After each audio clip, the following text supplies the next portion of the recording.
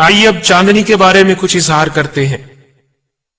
کیا قرآن میں یہ بیان ہے کہ چاند سورج کی روشنی کو منعکس کرتا ہے؟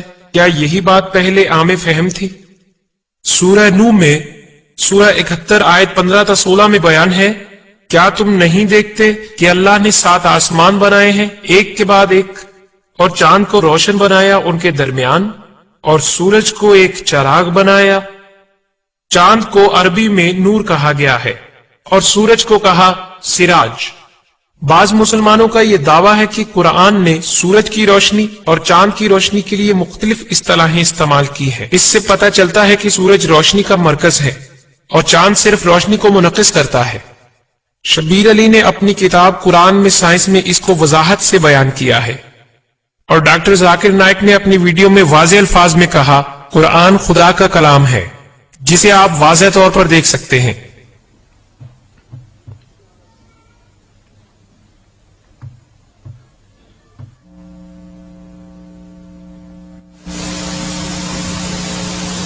وہ روشنی جو ہم تک چاند کے ذریعے سے پہنچتی ہے کہاں سے آتی ہے؟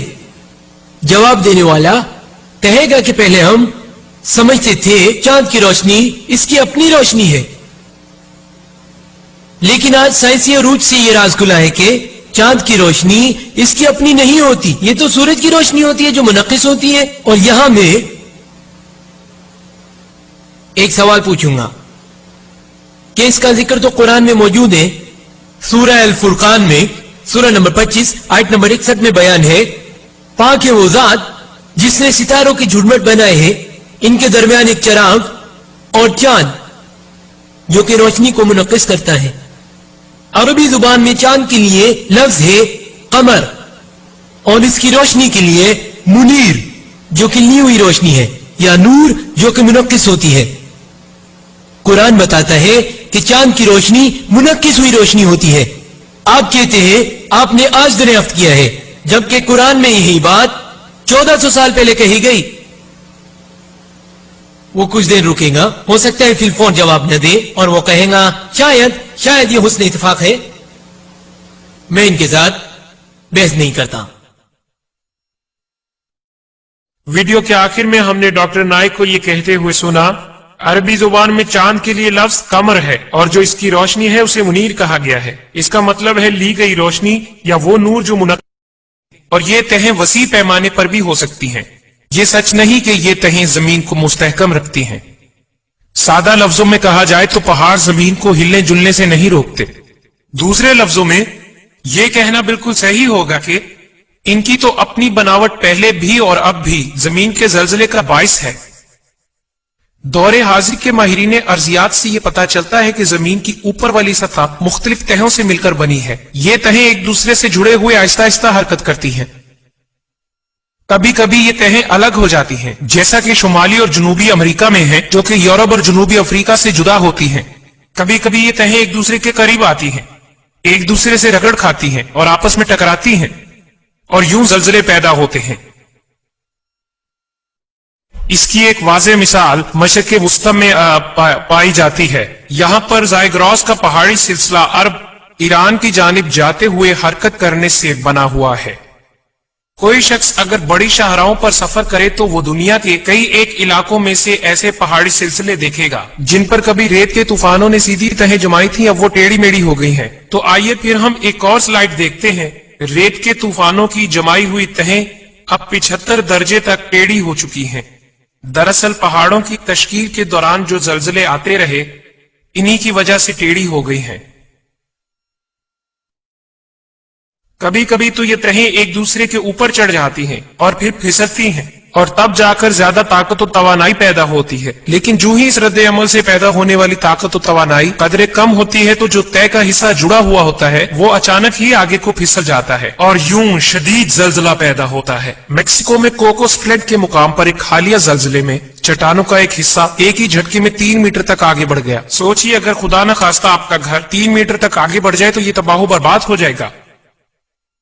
کچھ پہاڑ ایک اور طرح کے ہیں جو آتش فشاں کے ذریعے وجود میں آتے ہیں۔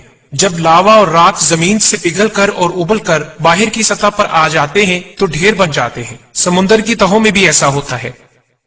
इसी किस्म का एक अमल हम इस तस्वीर में देख सकते हैं। मुझे उम्मीद है कि आप देख सकते हैं। कुछ वाज़ेह नहीं।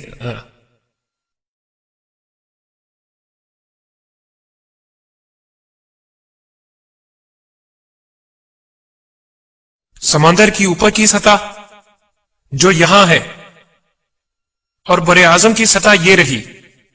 समंदर की सतह बरे आजम की सतह से नीचे चली जा रही है और यूं यहां भी पहाड़ पाए गए हैं। ये आतिशफिशां पहाड़ है। ये है पिघली हुई चट्टान का वो मादा जो आतिशफिशां पहाड़ से निकल रहा है। ये दूसरा आतिशफिशां है जो इसी तरह का मादा उगल रहा है। सो इससे साबित हुआ कि पहाड़ कैसे बनते हैं और जलजले किस तरह आते हैं।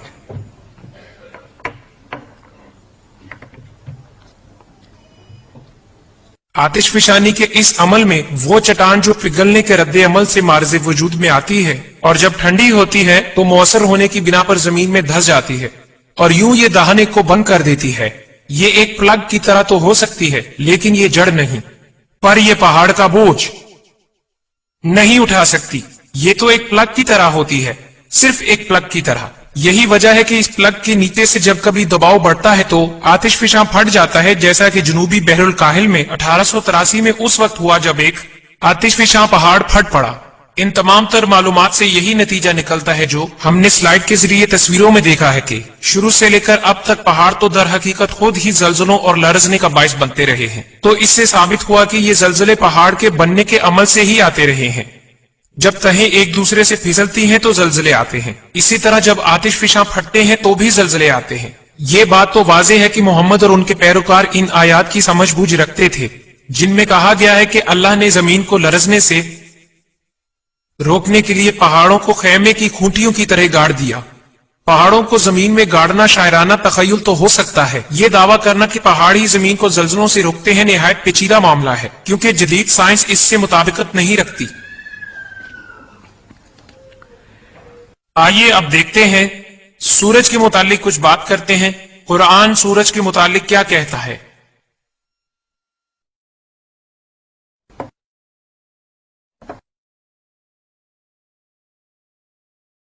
सूरतुल कहफ सूरह 18 आयत 86 में लिखा है, यहां तक कि जुल्कुरनैन और सिकंदर आजम सूरज गुरूब होने के मुकाम तक पहुंचे। उन्होंने देखा कि सूरज शफाफ पानी के चश्मे में गुरूब हो रहा है। माफी चाहता हूं, 20वीं सदी की साइंस में सूरज किसी भी शफाफ पानी के चश्मे में गुरूब नहीं होता। सूरतुल फुरकान सूरह 25 की आयत 45 ta 46 में लिखा है कि क्या तुमने अपने मालिक की तरफ ध्यान नहीं दिया कि वो कैसे साए को तूल देता है, अगर वो चाहता तो इसे साकिन कर देता। फिर हमने सूरज को इस पर एक रहनुमा बनाया। आप क्या कहेंगे? सूरज को बिल्कुल अपने सर के बिल्कुल ऊपर तस्वुर करें तो फिर इसका साया ना होने के बराबर होगा, मगर जब सूरज गुरूब होने लगेगा तो साया दूसरी तरफ फैलने लगेगा। सोचिए, सूरज तो जमीन के मुकाबले में बिल्कुल साकिन है, ये तो साए के फैलने का बाइस नहीं बनता। दरअसल मुतहरिक जमीन ही साए को फैलाती है। 20वीं सदी की साइंसी तहकीकात की रोशनी में दुरुस्त मालूमात चाहते हैं तो सूरह में बयान होना चाहिए था कि मुतहरिक जमीन ही साए के फैलने का बाइस है। अब एक मुख्तलिफ मौजू का जिक्र करने लगा हूं, सुलेमान की वफात। पता नहीं ये साइंस है या क्या है, शायद ये समाजियात हो।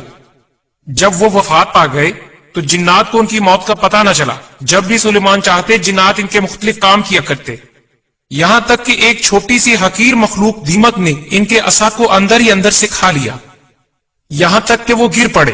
फिर जिन्नात को पता चला अगर वो इस मामले से बाखबर होते तो कभी भी सजा के तौर पर काम करने वाली परेशानी का सामना न करते।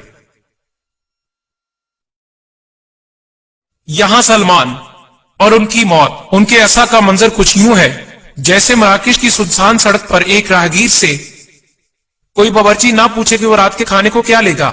कोई जनरल हुक्म देने के लिए जाहिर नहीं होता। कोई मुअज्जिजीन ये अर्ज करने को हाजिर नहीं होते कि आए जी शिकार को चले। कोई पूछता ही नहीं। माफी चाहता हूं, मैं इस कहानी को नहीं मानता। इस वाक़े को 20वीं सदी की इमरानियात कबूल नहीं करेगी, 7वीं सदी की भी कबूल नहीं करेगी। इस दौर में भी बादशाह को अकेला नहीं छोड़ा जाएगा। आखिर में दूध का जिक्र करते हैं।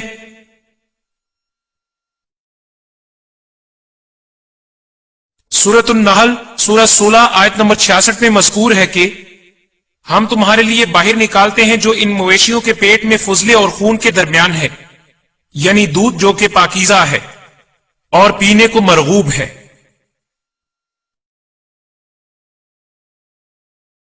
पेट में जहां आते हैं, माफ कीजिएगा, 20वीं सदी की जदीद साइंस की रूह से क्या आंतें वाकई ही पेट में होती हैं? तो फिर आंतें कहां होती हैं? मगर दूध वाले गुदूद तो जिल्द के अंदर होते हैं, इंसानों में जिल्द के नीचे यहां पर, और जानवरों में उनकी टांगों के दरमियान जिल्द के नीचे। कोई ताल्लुक नहीं, छाती और आंतों का आपस में कोई ताल्लुक नहीं, ना इनकी आपस में शक्ल सूरत मिलती है। फुजलात पाए तो जिस्म के अंदर ही जाते हैं, मगर इनका भी दूध से कोई ताल्लुक नहीं होता। जानवर इसे खारिज कर देता है। इससे यह जाहिर होता है कि इसका ताल्लुक दूध से हरगिज नहीं। आखिर में देखते हैं और इस बात पर गौर करते हैं।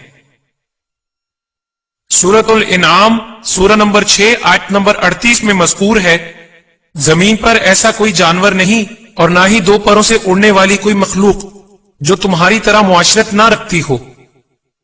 यहां कहा गया है कि ना कोई जमीन का जानवर, ना कोई उड़ने वाला जानदार, और फिर यह भी कहा गया कि ये सब तुम्हारी तरह की मुआशरत रखते हैं।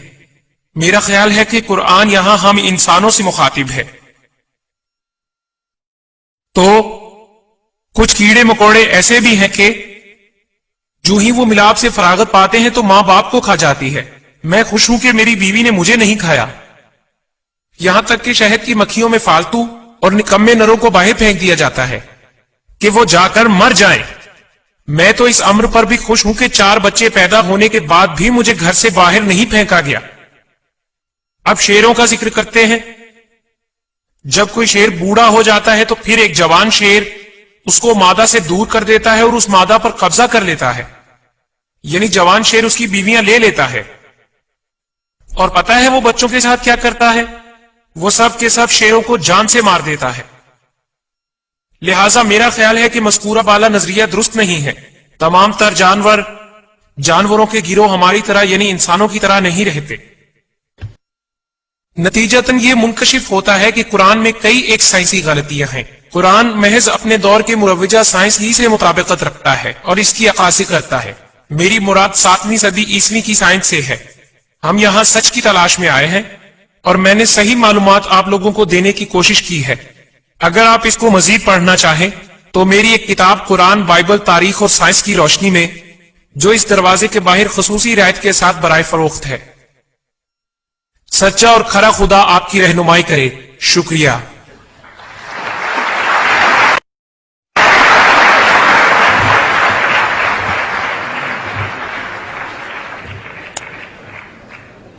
शुक्रिया डॉक्टर कैम्बल आपके खिताब देने का।